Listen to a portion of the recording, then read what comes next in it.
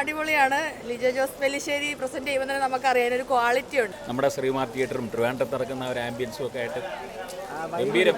90s ചെറുപ്പക്കാരന്മാർ ഇത് കണ്ടില്ലെങ്കിൽ തിയേറ്ററിൽ തന്നെ കാണണം, കണ്ടില്ലെങ്കിൽ നഷ്ടമാണ്. നല്ല റിയലിസ്റ്റിക് ആയിട്ടുള്ള നല്ല മേക്കിംഗ് ആണ്, കാണേണ്ട ഒരു മൂവിയാണ്. പിള്ളേരുടെ പെർഫോമൻസിൽ സൂപ്പറായിരുന്നു.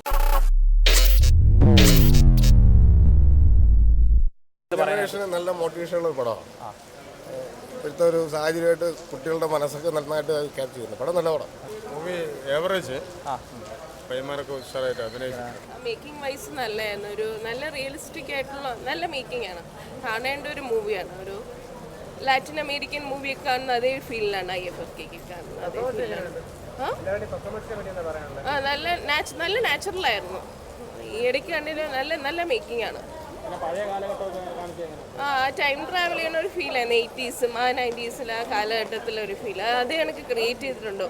നല്ല മേക്കിംഗ് ആണ്. ഈ ഇടയ്ക്ക് കണ്ട മൂവീസിന് നല്ല മേക്കിംഗ്. പടം അടിപൊളിയാണ്. ലിജോ ജോസ് പെല്ലിശ്ശേരി പ്രസന്റ് ചെയ്യുമ്പോൾ നമുക്കറിയാൻ ഒരു ക്വാളിറ്റി ഉണ്ട്.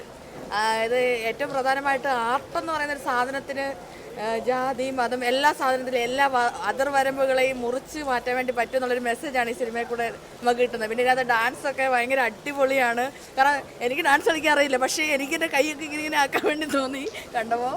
ഭയങ്കര നല്ലൊരു സിനിമയാണ്. കാരണം നമ്മുടെ മലയാളത്തിൽ ഇതുപോലെ ഡാൻസിന് ഇമ്പോർട്ടൻസ് ഉള്ളൊരു സിനിമ വന്നിട്ടുണ്ടോയെന്ന് അറിയത്തില്ല. ഇപ്പോൾ ഹിന്ദിയിലാണ് ABCD അങ്ങനത്തെ ഒക്കെ സിനിമയുണ്ട്, പക്ഷേ നമ്മൾക്ക് മലയാളത്തിൽ നിന്ന് ഇങ്ങനെ ഒരു വന്ന ഡാൻസിൻ്റെ ഒരു സിനിമ അതിനകത്ത് എല്ലാവരും നല്ല അടിപൊളിയായിട്ട് ചെയ്തിട്ടുണ്ട്. പിന്നെ പ്രത്യേകിച്ച് ആ സിബി ജാക്സൺ എന്ന് പറയുന്ന പുള്ളിയുടെ അവസാനത്തെ ഒരു ഡാൻസ് പെർഫോമൻസ് ഉണ്ട്, ഭയങ്കര സൂപ്പർ. പിന്നെ നമ്മുടെ മലൈക്കോട്ടയിൽ അഭിനയിച്ച മനോജ്, അങ്ങനെ എല്ലാവരും അടിപൊളിയായിട്ട് നന്നായിട്ട് ചെയ്തിട്ടുണ്ട്. ബെസ്റ്റായിരുന്നു, വളരെ നല്ലതായിരുന്നു. നല്ല മൂവിയായിരുന്നു.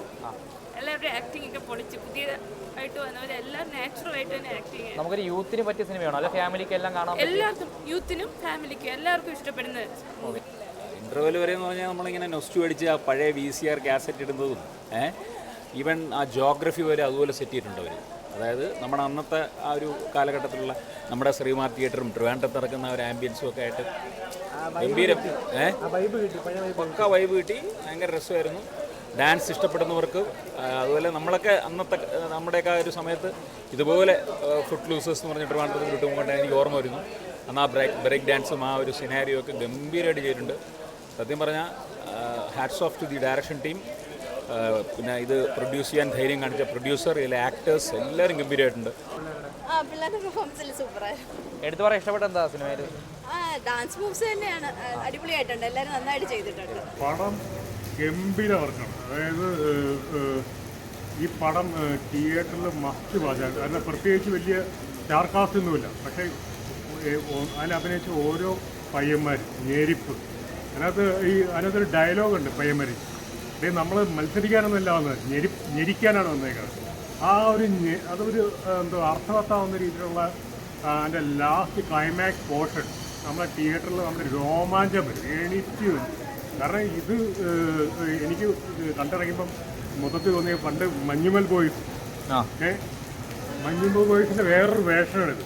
കാരണം ഇതും കുറേ പയ്യന്മാരുടെ കഥയാണ്. ഗംഭീര വർക്കെന്ന് പറഞ്ഞാൽ ഈ 90s ഞാനൊക്കെ ആ ടീനേജ് ടൈമിൽ കളിച്ചു നടന്ന ഒരു സമയമാണ്. മൂൺ വാക്കും കാര്യങ്ങളൊക്കെ എനിക്കറിയില്ലായിരുന്നു, പക്ഷേ എൻ്റെ കൂട്ടുകാരന്മാരുടെയൊക്കെ ഇത് കണ്ട് ഞങ്ങൾ അന്തം വിട്ടിട്ടുണ്ട്. അതിൻ്റെ ഒരു രസമൊന്ന് വേറെയാണ്. അത് അറിയാവുന്ന 90s ചെറുപ്പക്കാരന്മാർ ഇത് കണ്ടില്ലെങ്കിൽ തിയേറ്ററിൽ തന്നെ കാണണം, കണ്ടില്ലെങ്കിൽ നഷ്ടമാണ്.